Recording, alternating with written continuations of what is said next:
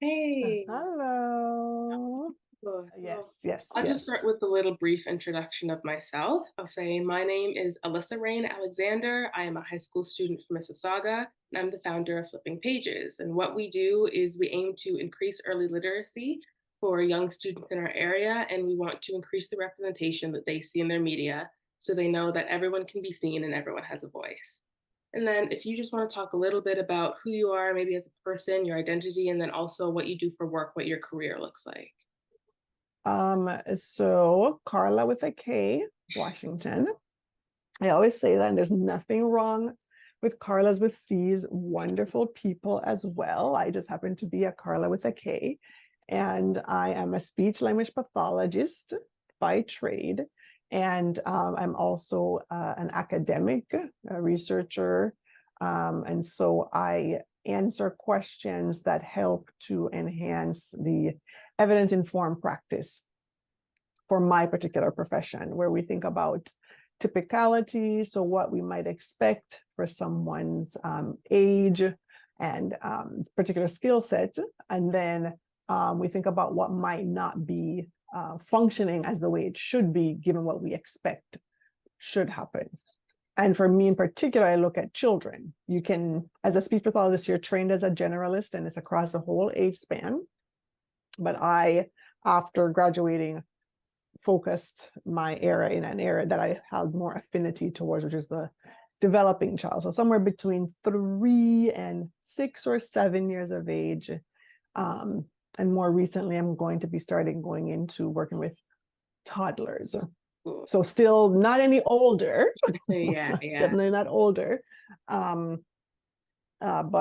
younger, and working at supporting speech and language development. So speech would be how they are able to put their sounds in their words so that they're understood, and not just understood, but also included with Right. others. And then language, in the same regard, how we put words and thoughts together in order to communicate effectively. And so I think not only about children who speak one language, and speak it very well. I also think about those who might struggle with their native language, or children who use more than one language on a daily basis. And I use the term multilingual for that. And that to me includes bilingual. So it's 2 or more languages on a daily basis, and trying to ensure that we don't misinterpret different ways of communication with disordered ways of communication. And so that's really the space that I'm in, thinking about tools that help us capture the child and the family, and I say in the context of their environment, because what might be considered disordered in one context is not in another. So if you come from Boston and the way you might say your R's, or you come from the UK and the way you say some of your words, and we call it very R-colored, they don't work on trying to remedy how those sounds are producing, because that's part of the ambient society, unless it maybe bothers the speaker. Right. But if we were on this side of the pond and we saw a young child, we might work to try to remedy that. But thinking about research that has shown us there are about 15 different ways to produce an R. And the one unifying feature is that you have to take the back of your tongue to touch the wall, your throat wall. Right. Yeah. And no matter what happens inside, in the frontal part, it does, as long as you have that contact, that constriction, it'll be a correct R. And so learning to accept that there's that range. You can say mow the lawn, cut the grass, mow the grass, whichever one you say, we all know what you're doing. Yeah. Right. Yeah. So that's the work I am focused on, and have my students who are resource students and also incumbent SLPs. Right. So in the classroom, and work to enhance the way they think about development and disorder in young children. How did you get into speech language pathology as a field? I came across it actually by chance, because I thought I was going to be a child psychologist working with special needs children who had more communication and writing and reading because there was a resource teacher in our school when I was in high school. And so, oh, my volunteer and help. And I said, this is what I want to do. And so psychology was always on my mind. Mm. I'd never heard about speech language pathology. On a side, that's one thing we don't do well as a profession. A lot of people don't know about our profession. But yesterday, we actually hosted a summer mentorship program. So University of Toronto hosts one for high school students from underrepresented backgrounds. We had about 110 students come. And I don't think any of them had heard about speech language pathology before. So the university is working hard to reach students in their community early so that they put the different healthcare professions or other types Yeah. of professions on their career path early. I didn't learn about speech pathology until I was in my third year of undergraduate studies. Oh, wow. And so usually by your fourth year, then you would have had to have had all your prereqs. But fortunately for me, psychology had a number of the prereqs. And Mm. so I was working in work study for a professor who was a speech pathologist, but I had no idea she was a speech pathologist. I just thought, well, she's a professor and it's in Yeah, yeah. education. I did not realize that. And then I would annotate articles for her. I was reading the article and I thought, oh my gosh, it was a research. I thought, oh, this is what I was like speech language, but what is that? And Mhm. so I would, back then, of course, we didn't have the kind of internet access that you have. So everything was reading and Yeah. asking questions. And that's when I realized, oh, this is what I want to do. Not a child psychologist. I want to be a speech language pathologist. And so, as they say, the rest is history. Well, that's nice. I find, yeah, a lot of people, even as I talk about it with my peers, no one knows what that is. Speech therapist, maybe they understand because some people had to do that like in childhood, In people have childhood. stutters and stuff. But you say speech language pathology and they have no idea what you're talking about. No.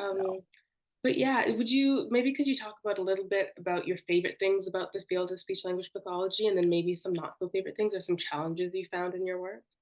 I would say that one of the favorite things for me is its versatility. Mm. Like I find it to be highly versatile and flexible. And as an individual, I sometimes I get a bit bored easily. And so even within child language, there's so many different ways you can look at supporting child language development and understanding what might be typical and what might not be.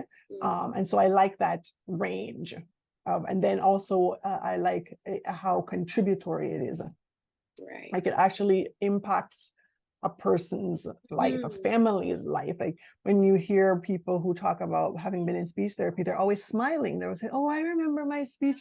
So it's very nice to see that it's often a positive imprinting Right. on the people that we serve. Right. And I like that our field is growing because we are quite monocultural, monolingual of the majority. Mm. And so the majority, more than I would say about 90%, a little more than 90% of speech pathologists in Canada, the United States, and most of the Western world are monolingual, monocultural, and Mm. white.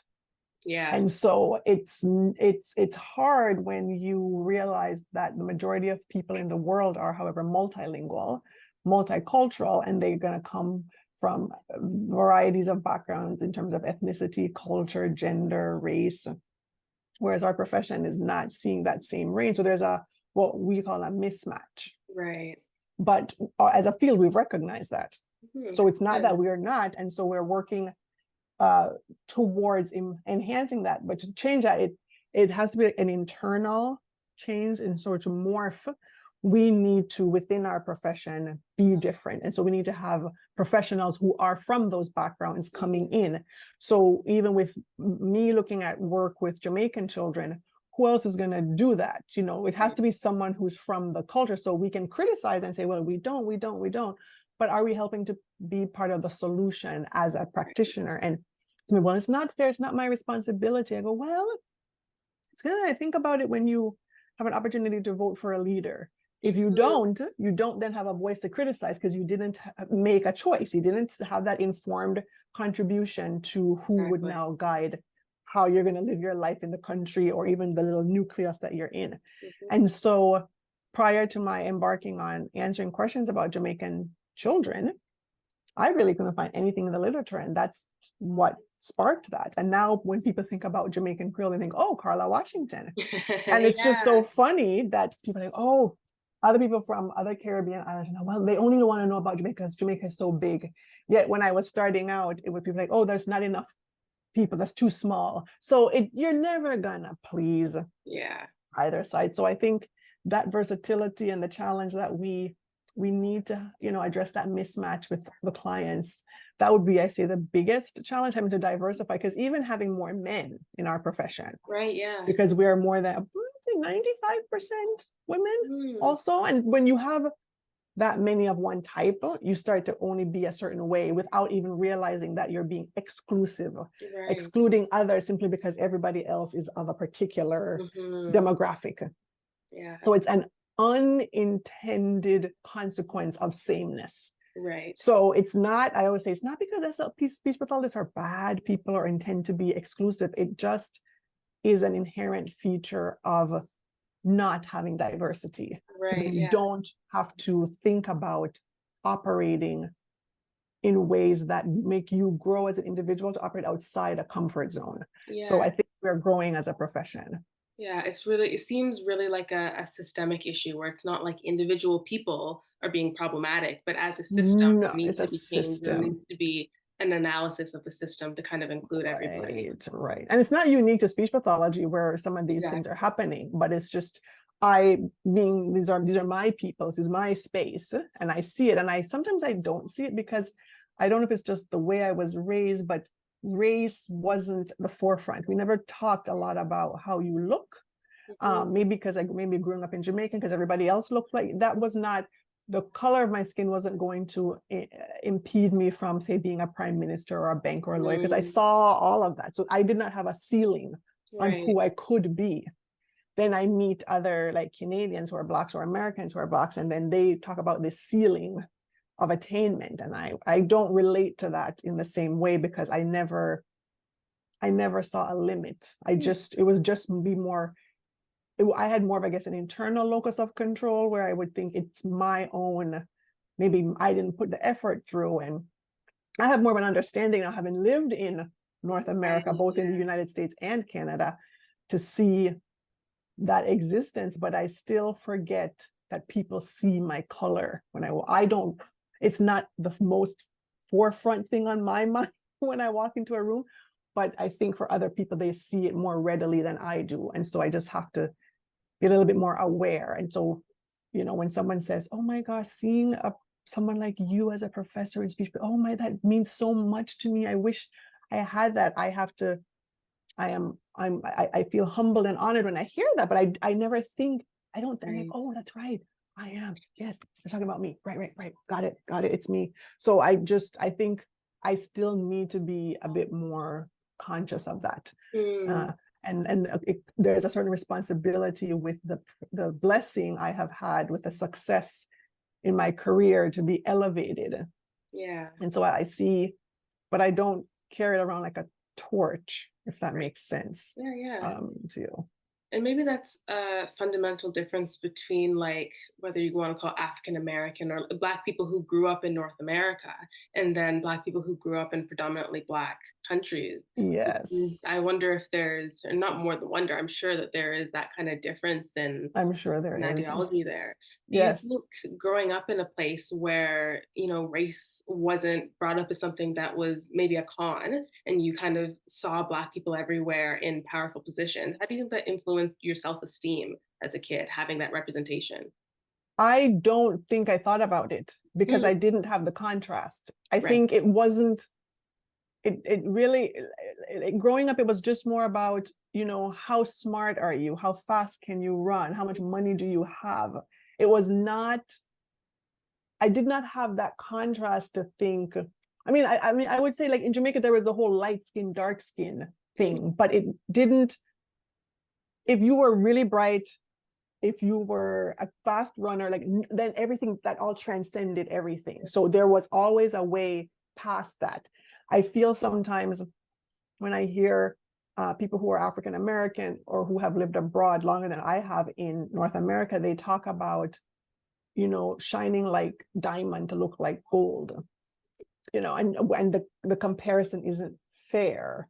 Right. So my self-esteem has never been in my color of my skin, or that just really wasn't. And even when we moved to Canada, it was more like, I'm Jamaican Canadian. People were very positive towards it. Oh, you're Jamaican. So I never had a negative. I feel so privileged that my Yeah. mindset is not there. Now, Right. I'd say that, and my siblings are sometimes they just shake their head because Karla is just, she has such a beautiful view of the world. And I really am very thankful that I do, because I think I miss some of the things that other people are more sensitive to. Mm. Someone will say, Karla, that person was great. That's why didn't want you to come in, because I said, oh, really? Mm. I don't, and so I don't see it in that way. And so Right. I'm very thankful. Sure. I don't wish to. So you talk about growing up. Did you go to, how much of your schooling was in Jamaica? Um, I'd say 1/3. The majority of it was in Canada. Oh, Oh yeah, okay. yeah, because I did remainder of high school for undergrad, master's, PhD, and then went on to the postdoc.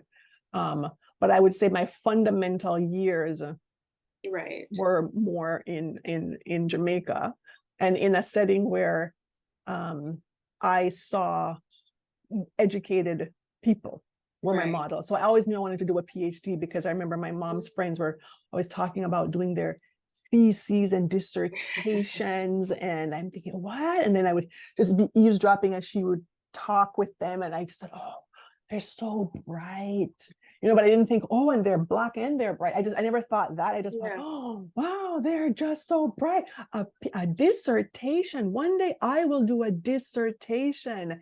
And, a lot of Jamaicans went to the UK. So I always thought I would go to London, England, to do a PhD. Didn't think about London, Ontario, which is where I did do my PhD. But yeah, so I think I had the privilege of formative years being spent just building me up as an individual, independent of my demographics, Right. if that makes Yeah. sense. Did you enjoy school growing up, like in elementary school? Did you enjoy education? Were you one of those kids who I really? was one of those kids that enjoyed my education. I, came home and did my homework. I was never one of those ones who would want to wake up early and study. My sister did that. I would rather stay up late and get it done and then sleep in. Whereas my Yeah. sister was the exact opposite. She would get up early, and I just like, oh no, that's not happening. And there might be just some genetic predisposition, because I noticed my niece loves school. Like when it was the last day of school, she was very sad. She didn't want to not keep going to school. She just loved it. So we were never of the sort had to be told to do our homework or to be put. That was never a thing. And I would hear some of my peers in Canada, and they talk about, oh, my mom or my dad had to threaten us about. I'm like, why? Why don't you want to do your? I don't Yeah, why understand. not? School's so Why not? fun. Exactly. Why not? Now, it wasn't that I loved all the subjects. Like math was Yeah. never a subject I enjoyed doing. I enjoyed like history and English and geography and what was the other? I like the languages. Yeah. I like the Spanish, and I liked other, but the sciences not so much. Whereas my sisters were the opposite. They loved the sciences and math. So it's in my genotype, just not my phenotype. Yeah, I think we're very similar that way. What role did books and stories play as you were growing up in school? Well, How? my mom was a librarian, Oh and wow, she I didn't worked in know that. publishing. Yes, yes, and she worked in publishing. And so we had a library at home. We had, with encyclopedias, and you never appreciate what you have. Yeah. And I remember if we wanted to watch television, we had to, it depended on the number of books you read, Mm-hmm. for the number of, and it was like per book. Oh So very wow. clever Karla would find the thinnest book to read so that she could complete. Well, here's 1 hour of television, because one book was 1 hour. Oh. Yes, and so I was easily motivated as a child, because I really enjoyed watching television. But I think more in terms of stories in terms of books, not as much as the more narration from adults. Mm. talking about historical moments or things that happened in the past. So I would love just listening to when I heard the adults talking about things, I'm like, oh, that's interesting. Or what's that? When that happened, what? So not as much about story books per se, but using narratives to teach lessons. Right. Yeah. So talking about, they talk about Anansi the spider and how he's so crafty, and then using that analogy to talk about people that, they go, art imitates life. I remember my mom always said that art imitates life. I'm like, what does that even mean? And then she would talk about the stories with Anansi and just give that analogy, and then so that mirrors this. Or understanding, she would talk about, she goes, sometimes some people take great pleasure in others' pain. I thought, what are you talking? And she would try to explain that through stories, like conversations, not books, even though she Right. was a librarian. So we would read. And so, I like that Little Women. I like the mission, the Hardy Boys, Nancy Drew. There was a Babysitters Club, all of those types of Sweet Valley High, all those things that we would read. But I would say my real lessons came from oral narratives. That still, when I find myself, I say, now I know what Auntie so and so meant when Yeah, she yeah. said that. It's Yes. funny, I was having a conversation with Leslie Grant. She's a superintendent of my school district here, and she's Jamaican as well. And we had this exact Mm. same conversation. And she said books weren't really, she didn't really love books, especially growing, she mainly grew up here. She said a lot of the books she had didn't have people who looked like her, but she loved going back home to Jamaica in the summer and having these oral traditions and oral stories and talking with the family. Yeah, that's how you sat on the back porch eating mangoes, guineps, like because it was fresh fruit. We had a pomegranate tree, we had an almond tree. So, and this is why they would always give you warm medicine at the end of the summer, because throughout the summer you were always just picking things out and just eating, Mhm. right? And it's funny you mentioned about not seeing characters. In one of the research projects I completed, I recognize that when you want to tell a story and to really understand whether or not how well children are able to tell and understand stories, we should start them off on a level footing. And so a lot of the resources we have available to do that tend to come from mainstream culture, Yeah. not always representative of everyone in that culture. And so fortunately, one of the colleagues that I know she's at Columbia University, Professor Kate Crowley, she has something called a Leaders Project, and they have these school age language assessment measures that offer picture cards that you use to help to assess children's stories. And so I reached out to her, and I was working with Carol Westby, who is a known person in our field that looks at oral narratives in children. Mm. And we were both like, these pictures just don't look like Jamaican children. We need to modify. So I reached out to Kate and I said, would you be willing can we work with you to modify these pictures and make them look more like Jamaican people? Like, can we, and then instead of the American flag, have the Jamaican flag at the school? So in the pictures, and then of course we worked with the Jamaican language unit to translate the questions Yeah. and the things that we learned. And when kids they never saw the mainstream version, they only saw the adapted version, but they saw people that looked like them, and then they saw the Jamaican flag and they were like, oh, Jamaica flag, that's my Aw. school. They were so excited. And then just asking them about the story both in English and in Jamaican Creole, Right. we got different ways in which children responded. And so Mm. when a child does use two languages daily, you should always assess them in both of their languages. Right. It's like if someone says, oh, my feet hurt, and then you only look at one foot to Right. assess Yeah. how well they're standing. Like you can't do that. It's not Mhm. a fair assessment. And so just having had the opportunity to do so, and then to have those measures, talk about them, have them published.